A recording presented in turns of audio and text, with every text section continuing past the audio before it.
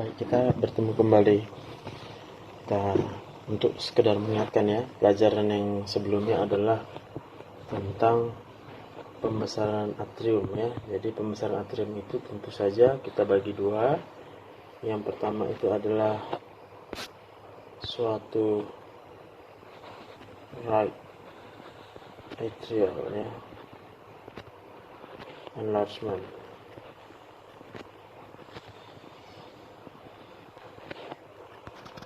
Maka perubahan yang bisa kita dapatkan itu adalah yang kita lihat pertama adalah terutama pada lead 2 dan lead V1. Kenapa? Karena lead 2 adalah letaknya yang menjauhi atrium kanan, sedangkan lead V1 adalah lead yang letaknya tepat pada atrium kanan ya. Jadi dikatakan gelombang P itu amplitudonya itu lebih dari 2,5 mm pada inferior leads ya. Apa saja inferior leads itu? Yaitu lead 2, 3, AVF. Kemudian durasi gelombang P itu tidak berubah.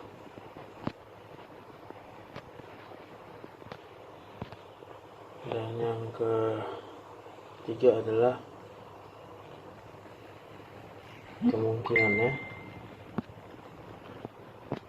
kemungkinan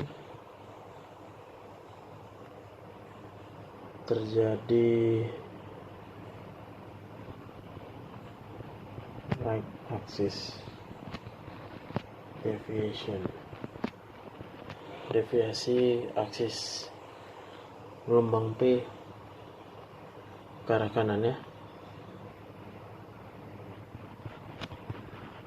The P wave. Nah, sedangkan untuk F atrial enlargement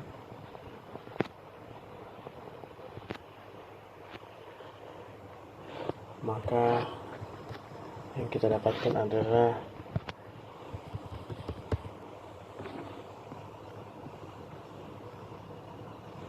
pada lead V1 ya, lead V1 maka komponen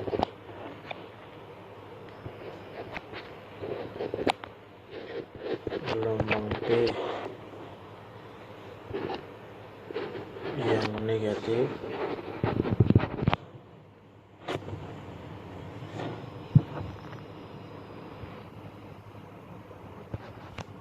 akan mengalami peningkatan voltase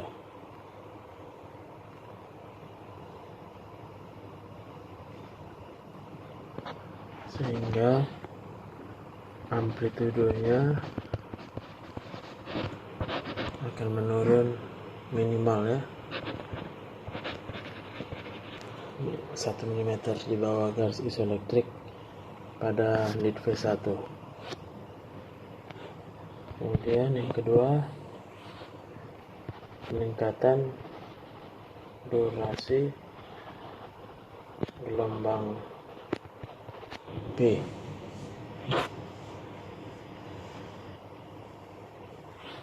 yaitu pada gelombang P yang terminal ya, artinya setengah terakhir dari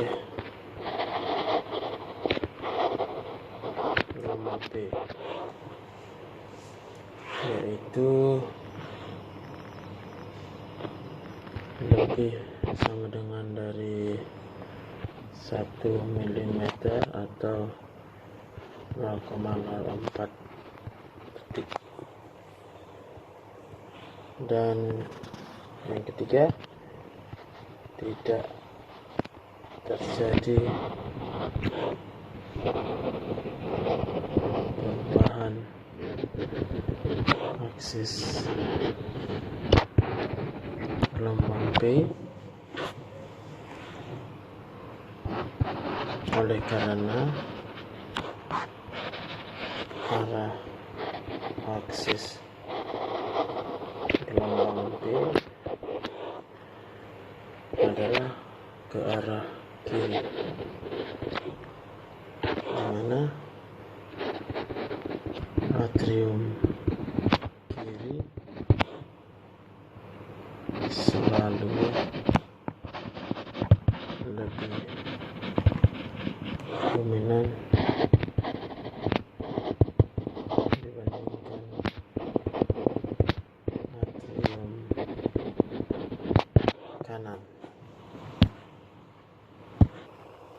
Baik, kita akan lanjutkan pada topik yang berikutnya, yaitu topik hipertrofi pada ventrikular, ya. Kita sebut ventricular hypertrophy.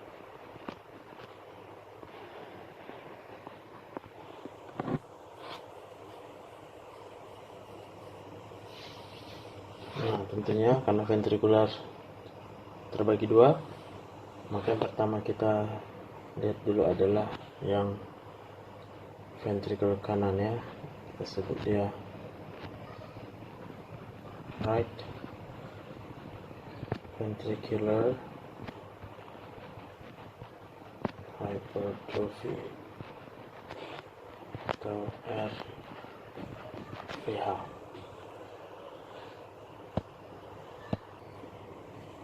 Nah, maka untuk menegakkan suatu pembesaran ventrikel kanan, tentu saja berarti dari arah depolarisasi jantung tersebut yang harusnya lebih dominan ke arah kiri karena terjadi hipertrofi pada ventrikel kanan, maka yang terjadi adalah suatu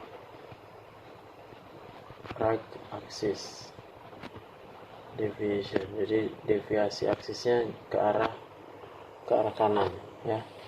Dimana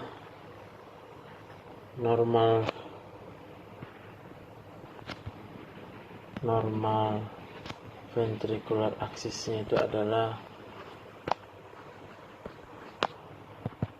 0 sampai 90 derajat. Maka kalau dia right axis deviation, aksisnya akan bergeser lebih dari 90 derajat, ya, atau diantara 90 derajat sampai 180 derajat.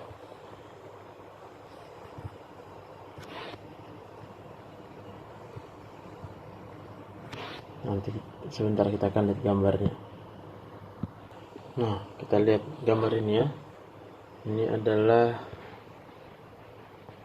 ventrikel kanan yang membesar, dan ini adalah arah aksis yang baru dari depolarisasi ventrikel, yang harusnya itu adalah rentang 0 sampai 90. Maka ini kita dapati sudutnya di antara rentang 90 sampai dengan 180 derajat. Maka apa yang terjadi pada lead 1, kita akan melihat defleksi negatif dari gelombang QRS ke arah bawah. Dilanjutkan juga dengan pada lead 2, ya, karena dia masih pada rentang 0 sampai 60. Dimana normalnya seharusnya pada lead 1 itu defleksi ke arah positif, amplitudonya lebih banyak. Lalu semakin ke lead 3 semakin positif. Gelombang ini gelombang R, ya, semakin positif. Dan akhirnya di AVF juga dominan arahnya ke arah positif, yang seharusnya di di AVR ini ya, di AVR ini dominan arah positif, yang seharusnya yang dominan itu adalah arah yang negatif. Di AVF juga terjadi gelombang yang masih dominan gelombangnya ke arah positif, dan di AVL sudah dominan sudah ke arah yang negatif gelombangnya, yang seharusnya arahnya adalah arah yang positif. Maka inilah yang dapat kita lihat perubahannya pada limb leads ya. Nah, bagaimana perubahan pada precordial leads? Sebentar kita akan lihat. Nah, yang harus kita ingat bahwa normalnya aksis QRS normal itu adalah 0 sampai 90 derajat. Maka seharusnya pada lead V1 itu kan gelombang QRS-nya menjauhi lead V1 kalau dari letaknya di atas permukaan jantung itu berada di ventrikel kanan. Tetapi yang terjadi sebaliknya, pada pembesaran jantung kanan maka arah depolarisasi menjadi ke arah kanan, maka pada semua lead yang di arah kanan akan menunjukkan gelombang yang positif ya, lebih positif ya. Demikian juga pada gelombang V2 ya, dia akan positif dan menunjukkan bisfasik. Tetapi mulai pada V3, di mana V3 itu adalah pada septal, maka gelombang yang negatif udah lebih dominan lagi negatif sampai pada lead V6 lebih dominan ke arah negatif, dan ini yang menunjukkan terjadi pergeseran aksis QRS normal ya. Maka dikatakan dia yang abnormal itu adalah lebih dari 90 derajat. Itu kalau dia suatu right axis deviation atau RAD ya. Jadi ada beberapa kriteria yang harus kita pegang ya, harus kita ketahui untuk menegakkan suatu hipertrofi ventrikel kanan ini ya. Nah,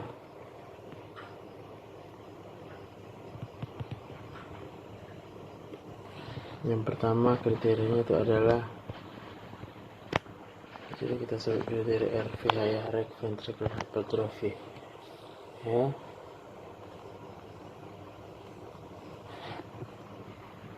Gelombang R yang besar itu pada V1 ya. Jadi ingat, gelombang itu adalah gelombang ke arah atas dari QRS. Kenapa pada V1 dia menjadi tinggi gelombang R-nya ini tadi? Karena letaknya itu adalah di atas ventrikel kanan. Jadi arah depolarisasi yang sudah bergeser seharusnya arahnya ke arah ventrikel kiri. Sekarang karena ventrikel kanan bertambah besar, maka arahnya akan bergeser ke arah kanan, sehingga gelombang R pada lead V1 itu akan lebih tinggi ya dibandingkan gelombang S-nya, atau kita sebut dia R lebih besar dari S.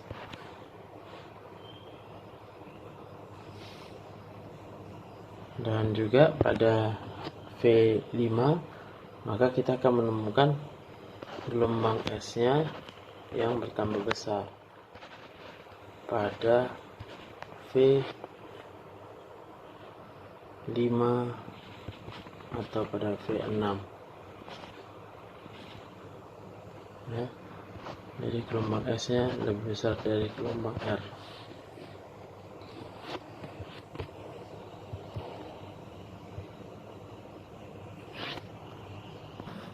Penyebab yang paling sering jadi adalah pulmonary disease, jadi penyakit pada paru ya, pulmonary disease, dan juga kongenital ya, penyakit jantung yang kongenital bawaan lahir, ini dimana ini semua menyebabkan right ventricular hypertrophy. Ini ke arah kanan dia lebih dominan ya.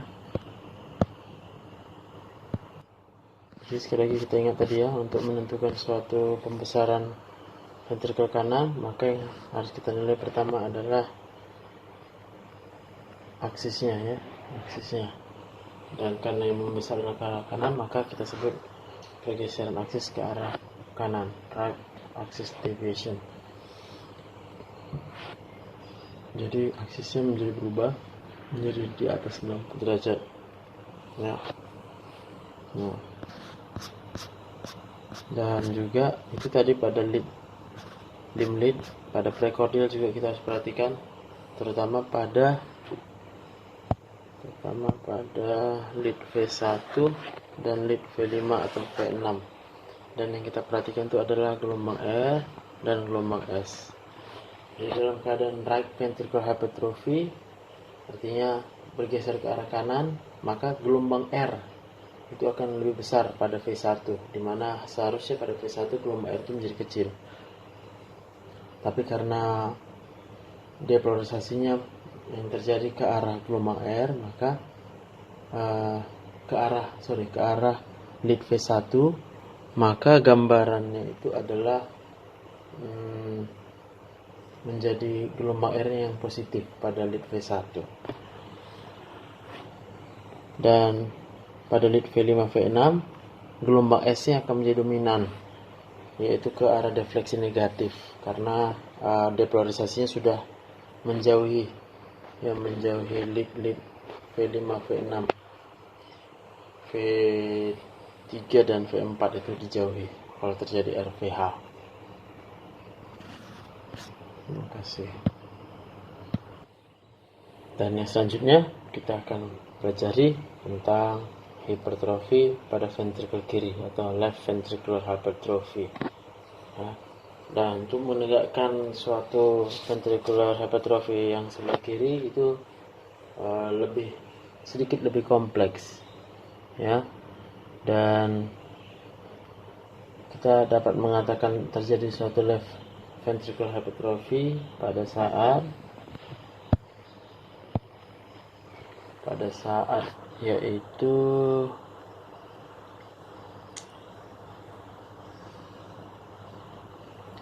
adanya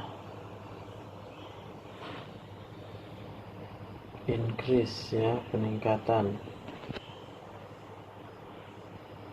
amplitudo air wave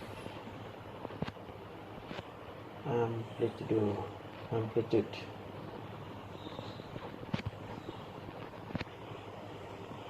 di mana yaitu pada lead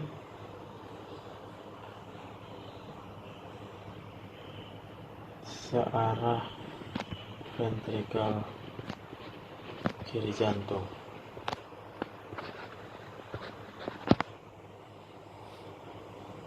Dan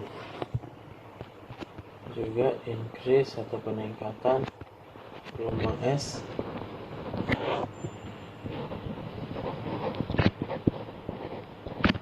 itu pada lead searah ventrikel kanan jantung.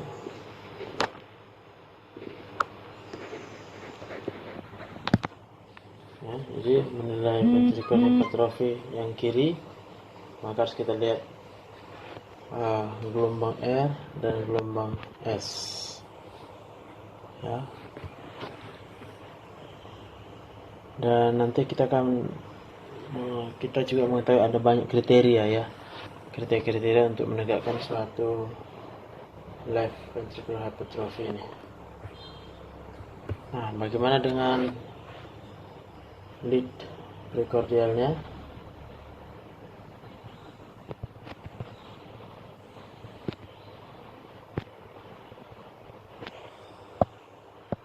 Maka untuk menentukan ventrikel kiri yang mengalami hipertrofi berdasarkan lead prekordial, nah yang harus diketahui itu adalah yang pertama amplitudo gelombang R pada V5 dan V6. Ingat, ini adalah arah yang dalam keadaan normal itu memang ke arah V5 V6, tapi kalau ditambah lagi dengan hipertrofi ventrikel kiri, maka kita lihat amplitudo gelombang R nya akan bertambah tinggi lagi ya, dimana amplitudo gelombang R pada V5 atau V6 kalau dijumlahkan ya, ditambah dengan gelombang S pada V1 atau V2 itu harus melebihi 35 mm ya untuk disebut suatu hipertrofi. Yang kedua, kriteria yang kedua yang bisa kita pakai yaitu amplitudo gelombang R pada V5 itu lebih dari 26 mm. Kemudian yang ketiga, amplitudo gelombang R pada V6 ya, V6 itu dikatakan melebihi 20 mm. Dan kriteria yang keempat, jumlah ya gelombang R pada V6 itu melebihi gelombang R pada lead V5.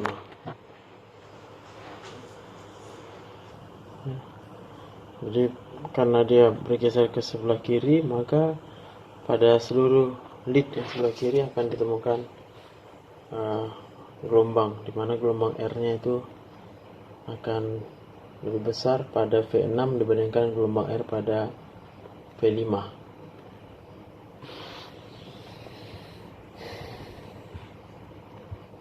Dan jangan lupa, tidak mungkin kita bisa mengingat keempat kriterianya ya. Kita sebut dia kriteria suatu cukup salah satu saja disebut sudah bisa ya.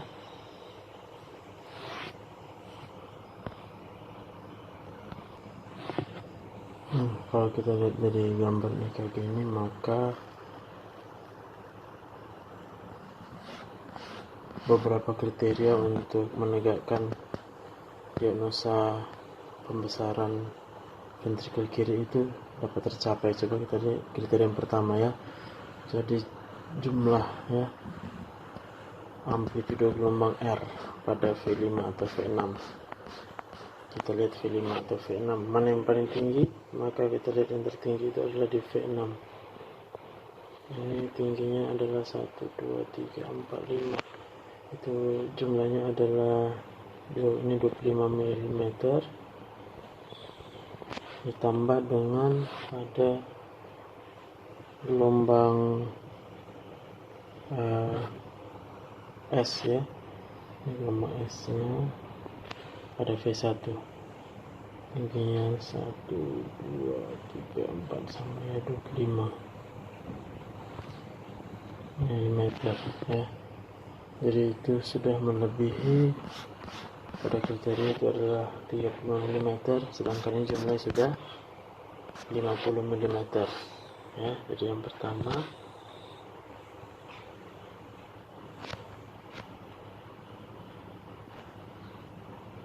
voltase atau amplitudo ya.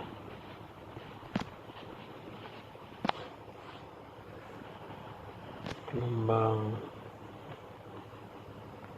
S pada V1 ditambah pada V6 itu adalah 50 mm. Kemudian kriteria yang kedua, kita lihat amplitudo gelombang R pada V5. Kita lihat V5, berapa gelombang R nya? 1, 2, 3, 4.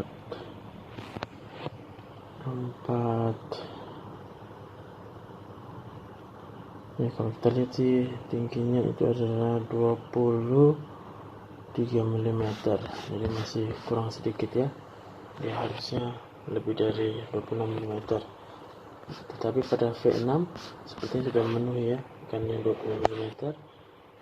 Maka gelombang R pada V6 itu sama dengan 25 mm atau lebih dari 20 mm. Dan kita lihat gelombang R pada V6 itu lebih besar dari gelombang R pada V5. Benar ya? Jadi yang ketiga, gelombang R V6 nya itu lebih besar dari V5. Maka ini sudah cukup untuk menegakkan suatu left ventricular hypertrophy ya.